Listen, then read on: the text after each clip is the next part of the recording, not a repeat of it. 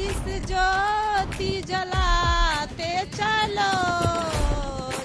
इस वक्त मैं मौजूद हूँ जहाँ पर राष्ट्र कवि रामधारी सिंह दिनकर का जन्म हुआ था।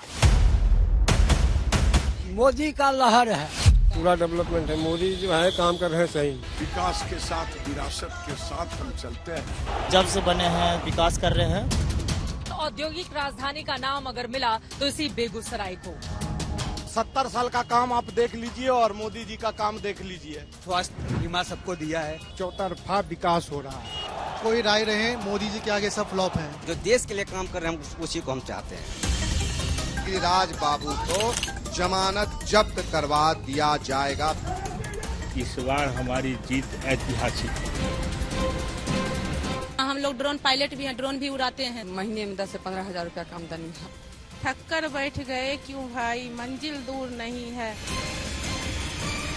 भगवान श्री कृष्ण पांडवों का दूत बनकर दुर्योधन के पास जाते हैं और वो कहते हैं कि आधा राज्य पांडवों को दे दिया जाए। जब इस पर बात नहीं बनती है तो वो कहते हैं अच्छा ठीक है, बाकी सारा राजपाट आप रख लो, सिर्फ 5 गांव ही आप यहाँ पर पांडवों को दे दो। लेकिन दुर्योधन इस पर भी तैयार नहीं होता है और वो उल्टा श्री कृष्ण को ही बंदी बनाने की बात कह देता है, जिसके बाद भगवान श्री कृष्ण अपना रौद्र रूप दिखाते हैं और उसके बाद वार्तालाप जिस तरीके से आगे बढ़ता है वो अपने आप में अभूतपूर्व है। इन तमाम दृश्यों को रश्मि रथी में जिस तरह से रामधारी सिंह दिनकर ने संजोया है वो अपने आप में अभूतपूर्व है। नमस्कार, मैं Chitra Tripathi Joy bike reporter में आप सभी दर्शकों का स्वागत करती हूं और इस वक्त मैं मौजूद हूं बेगूसराय के सिमरिया गांव में, जहां पर राष्ट्र कवि रामधारी सिंह दिनकर का जन्म हुआ था।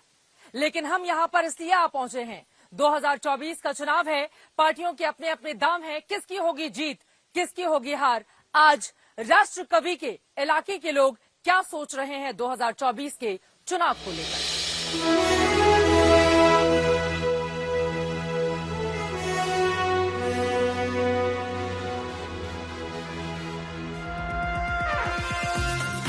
ये बिहार की धरा, साम्यवाद की प्रयोगशाला, ये पूरब का लेनिनग्राद, ये बेगूसराय की धरती, दिनकर का गांव, ये देश की वो माटी है जहां के जर्रे जर्रे ने मानवीयता चेतना की क्रांति का अलख जगाया है।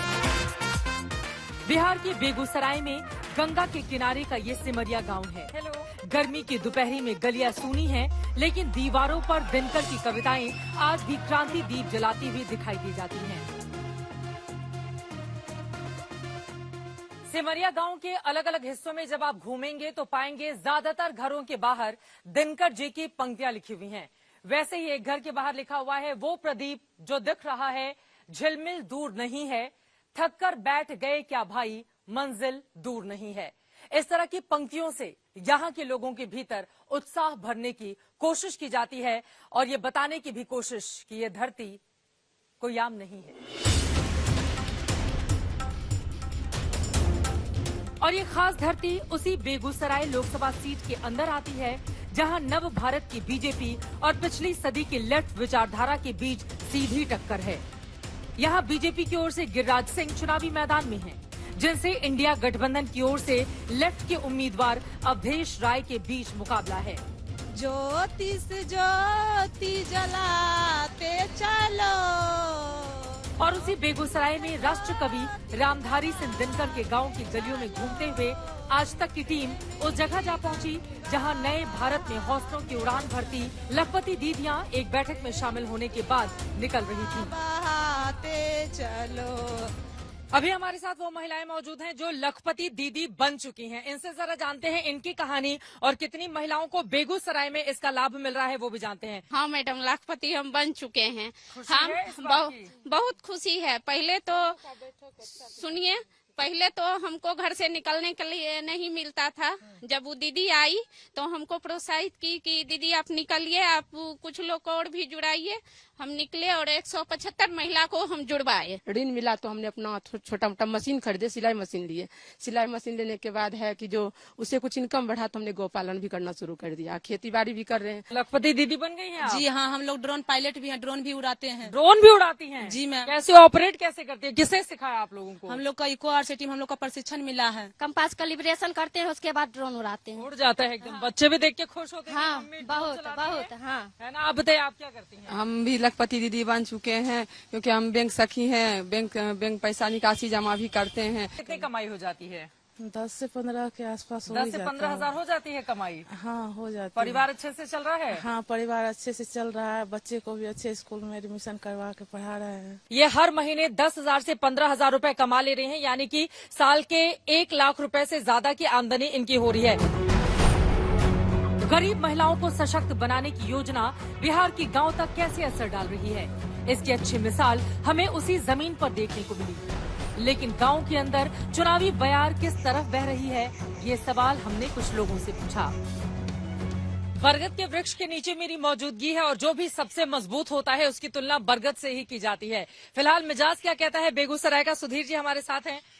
किसका जोर चल रहा है चुनाव में? यहाँ पर कोई पार्टी का जोर नहीं है, मोदी का लहर है। मोदी का लहर है? हाँ, मोदी वो कह रहे हैं कि किसी का लहर नहीं है। ये दलाल है, रूपा लेने वाला पार्टी। सड़क बनाए दलकै, रोड बनाए दलकै, पुल बनाए दलकै, गाँव में पानी के उपाय कह दलकै। हाँ। चाउर गेहूँ दै छै, हाँ। आब की देते? एक ही घर के 2 मतदाताओं के बीच राय का फर्क इलाके में चल रही सियासत का और इस क्रांतिकारी जमीन की तासीर समझने के लिए काफी है। बिहार में मार्क्सवादी राजनीति का जब नया अध्याय लिखा जाने लगा तो बेगूसराय को पूरब का लेनिनग्राद कहा जाने लगा। आपको बताते चले, बिहार के हर हिस्से में जहां पर जाति के आगे तमाम विचारधाराएं अपना दम तोड़ती हैं, उस वक्त पर बेगूसराय में एक ही जाति के ऊंच और नीच जाति के बीच वर्ग संघर्ष लंबे वक्त तक राजनीति का नया अफसाना लिखती रही। सिमरिया गंगा किनारे बसा है। यहाँ से बेगूसराय के सफर पर निकलने से पहले गंगा नदी पर बहुत कुछ ऐसा हो रहा था जिसने हमें वहाँ रुकने को मजबूर कर दिया।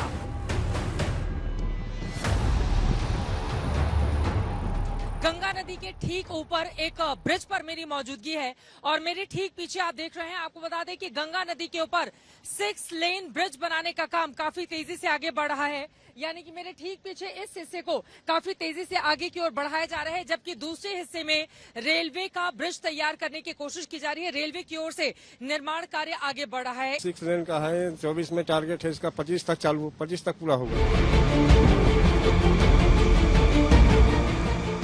हम सिमरिया से आगे बेगूसराय की ओर बढ़े ही थे कि बेगूसराय से पहले ही बीहट में हमें भरी दोपहरी में चुनाव प्रचार में जनसंपर्क करते बीजेपी के उम्मीदवार केंद्रीय मंत्री गिरिराज सिंह नजर आ गए।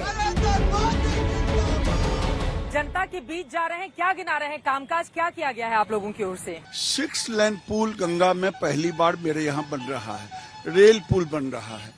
उससे आगे बढ़ेंगे तो ये फर्टिलाइजर की फैक्ट्री जो बंद हो गया था, लालू जी और कांग्रेस कौन नहीं इसमें हाथ दखल दिया, शिलान्यास किया, लेकिन बना नहीं। मोदी जी ने शिलान्यास भी किया, चालू भी किया 10,000 करोड़ से। वहां से आगे बढ़ेंगे तो रिफाइनरी है जो बेगूसराय का एक तरह से कोर इंडस्ट्री है। फिर आप सिमरिया पुल से लेकर के खगड़िया तक 4 लेन दिया, एलिवेटेड रोड दिया, ESI हॉस्पिटल दिया। इतना ज्यादा विकास के कामकाज आपने एक सुर में गिना दिए, लेकिन अब आपसे मैं जानना चाहूंगी फिर हिंदू मुसलमान करने की बीजेपी को क्या जरूरत है? उन्होंने कहा था देश के संसाधन पर पहला अधिकार मुसलमानों का, अल्पसंख्यकों का है। नरेंद्र मोदी कहते हैं देश के संसाधन पर पहला अधिकार गरीबों का है। तो ये आरोप हम नहीं लगा रहे हैं, वो वोट के लिए तुष्टीकरण 1947 से कर रहे हैं और ये भी उनके मैनिफेस्टो में केवल मुसलमानों के वोट लेने के लिए। तो मुझे इसका जवाब तो जनता को बतानी है कि ये सब कुछ खो चुके हैं, आज भी ये हिंदू और मुसलमान के नाम पर ही करना चाहते। मोदी जी तो कहते हैं सबका साथ, सबका विकास, सबका प्रयास। वो बार बार अपने को विकास पुरुष साबित करने में लगे हुए हैं कि मैंने 17 महीना में रोजगार दिया। मैं चुनौती के साथ तेजस्वी यादव से पूछता हूं कि तेजस्वी यादव जी, आपके DNA में जंगल राज है, 5 विभाग आपके पास था 17 महीना, उसमें कितनी 17 नौकरियां भी दिलाया कि नहीं, इसका हिसाब जनता को दे। ठीक है, पिछली बार बड़ी मार्जिन से आप जीते थे, कन्हैया कुमार आपके सामने थे, तो इस बार मुकाबला और ज्यादा कड़ा हो रहा है या फिर लग रहा है कि इस बार मार्जिन और बड़ा होगा जीत का? देखिए, मार्जिन जनता दिलाती है और जनता नरेंद्र मोदी के साथ। गिरिराज सिंह अपने मुकाबले उतारे गए लेफ्ट के उम्मीदवार अवधेश राय को रेस से बाहर मानते हैं। दरअसल 2 बार की जीत ने बेगूसराय पर बीजेपी का हौसला हाई रखा है। गिरिराज सिंह ने 2014 का चुनाव नवादा से लड़ा, जीत हासिल करके पहली बार संसद भवन पहुंचे। 2019 के चुनाव में पार्टी ने उन्हें बेगूसराय सीट दी। कन्हैया कुमार सीपीआई के उम्मीदवार थे, लेकिन यहां पर बुरी तरह से उन्हें हार का सामना करना पड़ा। आपको बताते चले, बिहार में अगर 3 वो सीटें रही जहां पर एनडीए को 4 लाख से ज्यादा मतों से विजय मिली, तो उनमें मधुबनी के बाद बेगूसराय सीट थी। यही कारण रहा कि गिरिराज सिंह के संसद में जाने के बाद केंद्रीय मंत्रिमंडल में नरेंद्र मोदी ने उनका कद और बढ़ा दिया। जिस बीहट में गिरिराज सिंह प्रचार कर रहे हैं, वहां से एक रास्ता सिंदरी के मशहूर खाद कारखाने की ओर जाता है, दूसरा बेगूसराय की तरफ। यहां पहुंचते ही विकास के हाईवे, पुल, सड़कों से आगे कल कारखानों की चमनियां दिखने लगती हैं, जो बेगूसराय में अरसे पहले शुरू हुए इस शहर के औद्योगिकीकरण की कहानी को बताती हैं। आजादी के बाद कल कारखाने भले ही बिहार के दक्षिणी हिस्से यानी कि झारखंड में रहे हों, लेकिन औद्योगिक राजधानी का नाम अगर मिला तो इसी बेगूसराय को। आज भी उत्तर बिहार के सबसे अमीर हिस्सों में शामिल किया जाता है बेगूसराय। और बिहार के इसी अमीर बेगूसराय की धरती पर वो साम्यवादी विचारधारा भी पनपी और फली फूली, जहां किसी जमाने में कांग्रेस ने उद्योग धंधों का जाल बिछाया। वो सियासत विचारधारा के 2 पार्टों के बीच पिसकर तबाह हो गई थी। एक बार फिर बेगूसराय तरक्की के रास्ते पर आगे बढ़ चला है और उसके साथ ही लेफ्ट के हौसले भी बढ़ रहे हैं। जब कन्हैया कुमार का टिकट कटा तो सवाल पूछे जाने लगे कि आखिर बेगूसराय से गिरिराज सिंह के सामने उम्मीदवार कौन होगा। तब अवधेश राय का नाम सामने आया और चुनावी मैदान को फतह करने की बड़ी तैयारी भी इंडिया गठबंधन की ओर से की गई है। लेकिन इससे भी बड़ा सवाल, कन्हैया कुमार का टिकट क्यों काटा गया? तो इसका जवाब देते हुए बीजेपी की ओर से तंज कसा जाता है कि कन्हैया कुमार को बिहार में बर्दाश्त नहीं करना चाहते थे तेजस्वी यादव, इसीलिए यहां से उन्हें दिल्ली भेज दिया गया। लेकिन इंडिया गठबंधन की ओर से की गई इस चुनावी इंजीनियरिंग का बेगूसराय के वोटर्स पर कितना असर पड़ा है, इसकी पड़ताल करने के लिए हमने मतदाताओं से संपर्क साधा। किसका जोर चल रहा है? अभी तो मोदी जी का ही जोर चल रहा है। 500 साल का लड़ाई था, वो मतलब स्टार्टिंग कर दिए हम। राम मंदिर का? हाँ, राम मंदिर का पुल बनाए हैं और मंदिर जो बना है वो सबसे अच्छा काम है। जो देश के लिए काम कर रहे हैं हम उसी को हम चाहते हैं। अब गाड़ियों पर भी लिखा हुआ है, कहो दिल से मोदी फिर से। कार्यकर्ता है आप बीजेपी? नहीं, ये किसी पार्टी ने नहीं बनाया है, ये मैंने खुद अपने कला से मोबाइल में बना के और मैंने खुद अपने पैसे से प्रिंट करवाया। बेगूसराय शहर के लोगों से बातचीत में बीजेपी के समर्थक ज्यादा मुखर नजर आते हैं। हालांकि बेगूसराय लोकसभा सीट की बात की जाए तो उसके अंदर विधानसभा की 7 सीटें हैं, जहां पिछली बार बीजेपी 2, आरजेडी 2, सीपीआई के पास 2 सीट और 1 सीट जेडीयू के पास गई थी।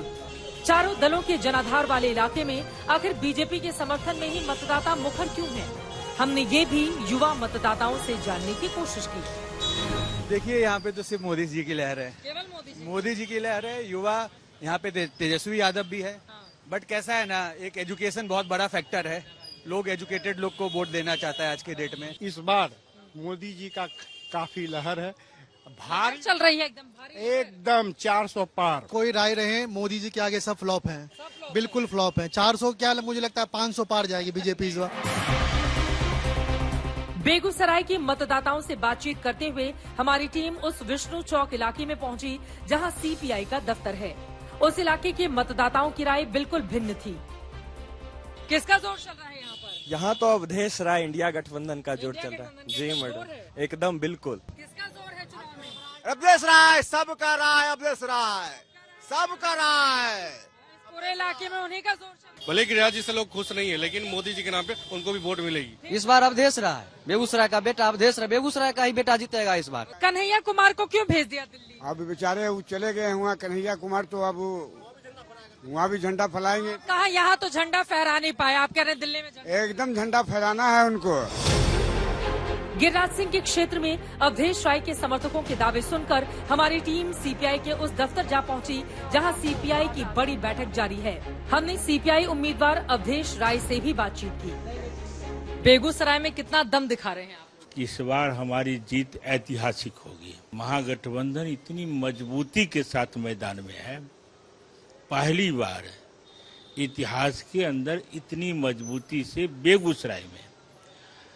और दूसरी ओर हम जिनसे लड़ रहे हैं उनके कारनामे जनता के बीच है, वो हमको बताना नहीं पड़ता है, जनता ही हमको बता रही है। और 24 में आ गया मोदी जी की गारंटी, और उनकी गारंटी यही है, बोलो करो नहीं। कौन सा मुद्दा होगा जिसको आधार बनाकर आपको लग रहा है कि आप जीत जाएंगे?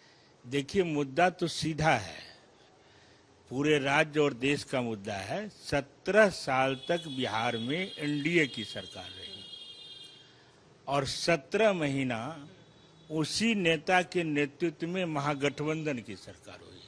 हमने 5 लाख नौजवानों को रोजगार दिलवाने के लिए खाली सीटों पर भरने के लिए मजबूर किया सरकार को, जो 17 साल में वो नहीं कर सके, खाली जगह थी। 10 साल से हम कहानियां सुनते रहे हैं, मेडिकल कॉलेज खुलेगा, इंजीनियरिंग कॉलेज खुलेगा, दिनकर विश्वविद्यालय खुलेगा, लेकिन कुछ भी नहीं हो रहा है।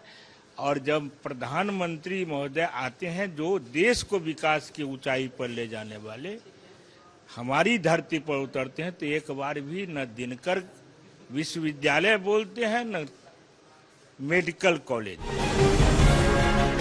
सीपीआई का हौसला कांग्रेस और आरजेडी का साथ पाकर बढ़ा हुआ है, लेकिन एक तथ्य ये भी है कि भूमिहारों का गढ़ माने जाने वाली इस सीट पर पिछले 10 में से 9 बार भूमिहार जाति के प्रत्याशी जीते हैं। 1952 से 2019 तक जो 17 चुनाव हुए, उनमें 9 बार कांग्रेस, 2 बार जेडीयू, 2 बार बीजेपी जीती है, जबकि जनता पार्टी, जनता दल, सीपीआई और निर्दलीय उम्मीदवार एक बार जीते हैं। वैसे पिछले 2 चुनाव से ये सीट बीजेपी के कब्जे में है।